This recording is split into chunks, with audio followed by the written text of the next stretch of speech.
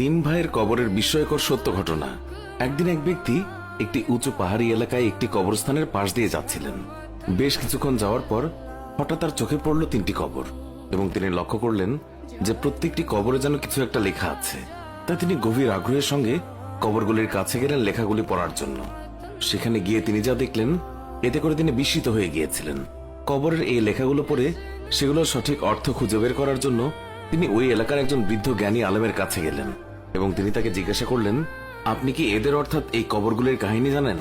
তখন সে বৃদ্ধ ব্যক্তিটি বললেন, হ্যাঁ, আমি এই তিন ব্যক্তির কাহিনী জানি, তবে তুমি যদি জানতে চাও তাহলে আমি তা বলতে পারি। তখন সেই ব্যক্তিটি বলল, আমি ওদের কাহিনী জানতে রাজি আছি। তার সেই কথা শুনে বৃদ্ধ ব্যক্তিটি বলল, চলো, আমি আজ তোমাকে এই তিন ব্যক্তির কাহিনী শোনাবো। এই তিনটি কবর হলো তিন ভাইয়ের। তাদের মধ্যে এক ভাই যে বাদশার সকল কাজের দেখাশোনা করত, দ্বিতীয় ভাই একজন বড় ব্যবসায়ী ছিলেন এবং প্রচুর টাকার মালিক ছিলেন, আর তৃতীয় ভাই অনেক ইমানদার বান্দা ছিলেন। তিনি তার সারাটা জীবন আল্লাহর পথে ইবাদত করে কাটিয়েছেন। হঠাৎ একদিন দুই ভাইয়ের কাছে তাদের ইমানদার ভাইয়ের অসুস্থতার খবর এসে পৌঁছালো। ফলে তার দুই ভাই তাদের ইমানদার ভাইয়ের কাছে তাড়াতাড়ি চলে গেলেন। সেখানে গিয়ে তারা দেখলেন তাদের ভাই শেষ নিঃশ্বাস গুনছে। তারা তাদের ভাইকে জিজ্ঞাসা করলেন, তোমার কি কোনো শেষ ইচ্ছে আছে, বা তুমি তোমার সম্পত্তিগুলোকে তোমার ছেলে মেয়েদের মধ্যে কিভাবে ভাগ করতে চাও? আমাদেরকে বলো, আমরা তাই করব। তখন মৃত্যুশয্যায় তার ভাই বললেন, তাদের দেওয়ার মতো আমার কাছে কিছুই নেই। তাহলে তুমি আমাদের সম্পত্তির কিছু অংশ নাও, আর সেই অংশ দিয়ে তোমার ছেলে মেয়েদের ইচ্ছে পূরণ করে যাও, বা তোমার মনের শান্তি পূরণ করে যাও। তখন এই ইমানদার ব্যক্তিটি বললেন, না, আমার কোনো কিছুর দরকার নেই। তাই তখন তিনি তার ব্যবসায়ী ভাইকে বললেন, ভাই, তুমি আমার একটি কাজ করবে। আমি যখন মৃত্যুবরণ করব আর আমাকে গোসল করানোর পর যখন কবর দেয়া হবে, তখন আমার কবরের উপর লিখে দিবে যে পার্থিব বা দৈনন্দিন জীবনের সফলতা গ্রহণ কি কোনো কাজে আসতে পারে? পৃথিবীর সফলতা আখিরাতের কোনো কাজে আসবে না, আর আল্লাহ তাআলা পৃথিবীর সকল কাজের হিসাব নেবেন।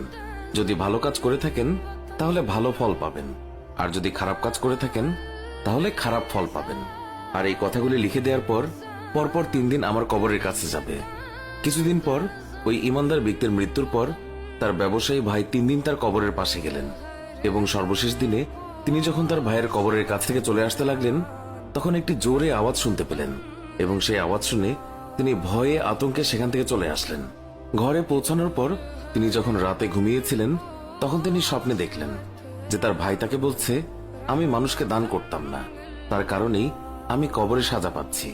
স্বপ্ন দেখার পর ওই ব্যক্তি নিজের ধন সম্পদ সব বিলিয়ে দিয়ে, সব আরাম আয়েশ ত্যাগ করে দিয়ে আল্লাহর পথে ইবাদত করার জন্য মুসাফিরদের সাথে চলে গেলেন। তিনি এক জায়গা থেকে আরেক জায়গায় সফর করে বেড়াতেন। আল্লাহর পথে ইবাদত করতে করতে যখন তার শেষ নিঃশ্বাসের সময় হয়ে গেল, তখন তার ভাইকে খবর দেয়া হলো, এবং তার ভাই আসার পর সে তার ভাইকে শুধু একটি কথাই বলল, যে আমার একটি শখকে তুমি পূরণ করবে? যখন আমি মৃত্যুবরণ করব এবং আমাকে গোসল করিয়ে কবর দেয়া হবে, তখন আমার কবরের উপরে এই কথাটি লিখে দেবে। আসল মানুষ তো সে, যার চিন্তা হবে যে যে কোনো সময় তার চলে যেতে হবে, যে কোনো সময় তার মৃত্যু হয়ে যেতে পারে, যে কোনো সময় তার ক্ষণিকের বাসস্থান এই পৃথিবী ছেড়ে তার আখিরাতের যাত্রার কবরে শায়িত হতে হবে। আর আমার মৃত্যুর 3 দিন পর্যন্ত তুমি আমার কবরের সাক্ষাৎ করতে যাবে।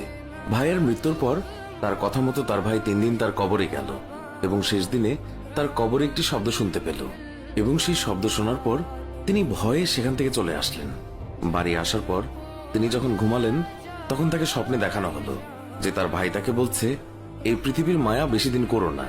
ভাইয়ের এই কথা শুনে সে স্বপ্ন থেকে জেগে উঠল, এবং সে তার সন্তানদের সকল ধন সম্পত্তি বন্টন করে চলে গেল সাধারণ জীবন যাপনের জন্য। এইভাবে কিছুদিন কেটে যাওয়ার পর যখন তার জীবন প্রদীপ নিভে যাওয়ার সময় এলো, তখন সে সেখানে তার ছেলে মেয়েদেরকে ডাকলো, এবং সে তার ছেলেকে বলল, আমি আমার দায়িত্ব পালন করেছি। বর্তমানে আমার কাছে আর কিছুই নেই যা তোমাদের দিতে পারবো। বাবা হিসেবে আমার শেষ ইচ্ছে তুমি আমার কবরে লিখে দেবে। ভয় হয় না কেন সেই সব মানুষদের, সেই সব মানুষ যারা বুঝতে চায় না কিছুদিন পর তাদের যৌবন বৃদ্ধে পরিণত হবে, শরীরের সকল চামড়া কুঁচকে